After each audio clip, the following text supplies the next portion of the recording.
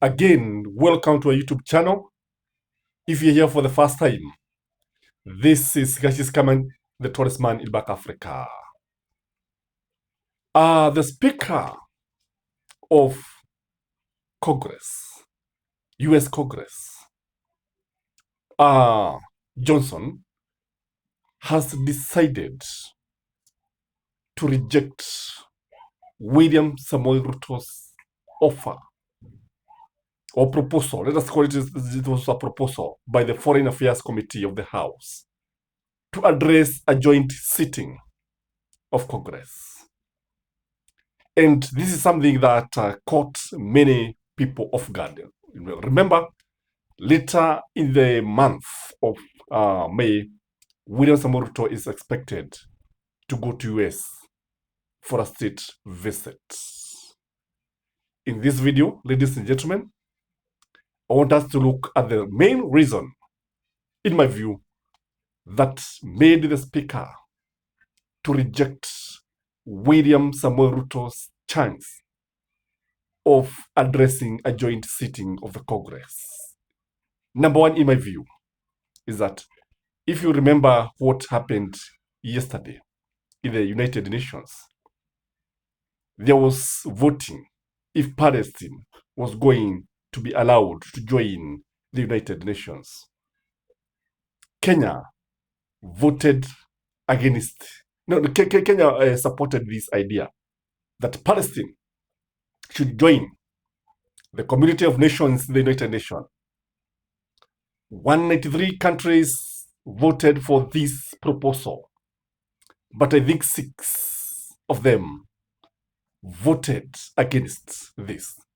United States was one of the many of the just few countries that voted against Palestine.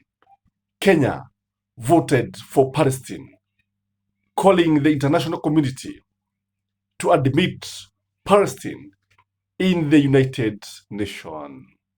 This is something that did not augur well. This is not something that was not pleasing to the music of America, that has even veto power to reject even what was agreed or what was voted for by the majority of the community of nations in the United Nations. So, how do you give a president who voted, whose country voted for Palestine, when you know very well that America is an ally of the Israeli government? You know, America has been supporting the Israeli Defense Forces.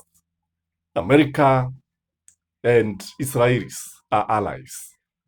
So that's the main reason. Number two, in my view, is that, Kenyans, especially those in UDA, were already in a jubilation mode. Some of them could not even allow us to talk. Some of them, in fact, several of them, posted to me, reminding me that William Samoei Ruto the Doyen was going to address the joint sitting of Congress. And they were all over the moon. They were very happy. And they were deflated by Johnson, the Speaker of Congress. So the idea here of Johnson is to embarrass Kenya. Unajua Kenya nchi ya mtu mweusi, poor third world country. So how do you allow such a president from a poor third world country to address a superpower? So you can see the arrogance, the pride in America. Number three, in my view, is because William Samoei Ruto is seen as a president who is presiding over an incompetent and corrupt regime. From all angles, Kenya Kwanza government is hopelessly corrupt. From all angles, hii ni serikali ambayo inapora wananchi. Ni serikali ambayo haina huruma. Ni serikali isiyojali mwananchi wa kawaida. And, the ambassador is here. The lady is here. Meg Whiteman. She's here. And she reports everything about Kenya to her boss.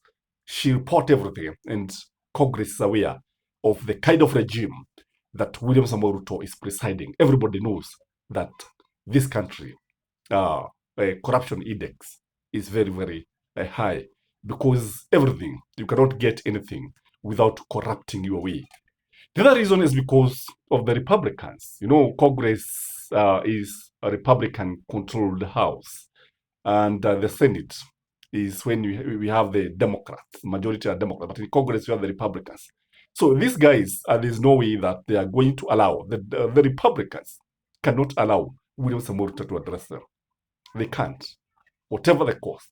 And you know, if you want to know this, just remember how Donald Trump referred to Africans as shithole, as whatever, shithole countries. Remember that description.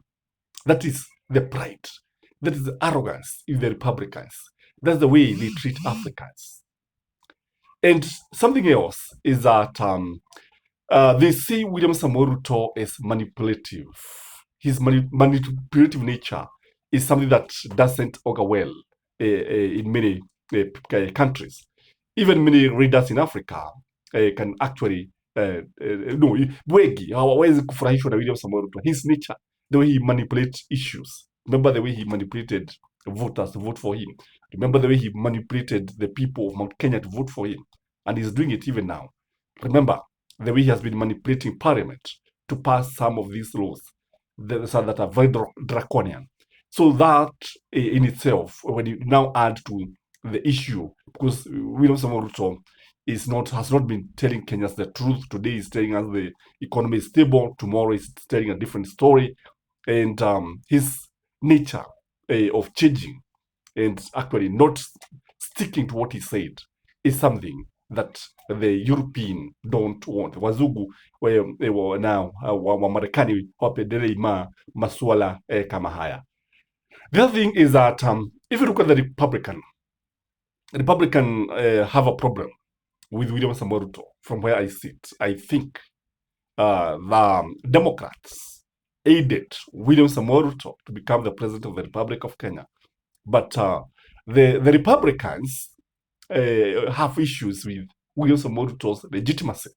So the legitimacy questions could have motivated the speaker to say no.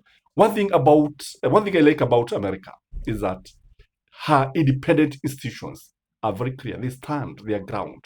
They are completely independent. You cannot manipulate them. Unajua kama ni Kenya, William Samoei Ruto, Wetangula hawezi akapiga. So when you had the Committee of Foreign Affairs proposing this to the speaker, and it was turned down, it tells you, because the speaker comes from the majority, the speaker is a Republican, then it tells you that kuna shida mahali wakati ambapo wanakuja na kuuliza, je, huyu ni mtu ambaye alishinda uchaguzi kweli? That is what is happening. The other thing is about Mithika Lintuli and the entire cabinet in general. If you look at William Samoei Ruto's cabinet, many people have been questioning the kind of cabinet that William Samoei Ruto appointed. Remember very well that there is this trade minister who refused to meet Moses Kuria. And if the lady could refuse to meet Moses Kuria, imagine in Kenya refusing to meet Moses Kuria in our own country. What about William Samoei Ruto going to meet these kind of leaders in their own country? They have no time for him. Surely they have no time for William Samoei Ruto. If you ask me, this is a diplomatic law. If you ask me, Kenya Kwanza need to up its game as far as diplomacy is concerned. Guys, like this video, share, leave a comment, watch all the ads, join, become a member of this channel, click the notification bell that anytime we upload a video, YouTube will actually always notify you. Have a blessed weekend. Bye-bye.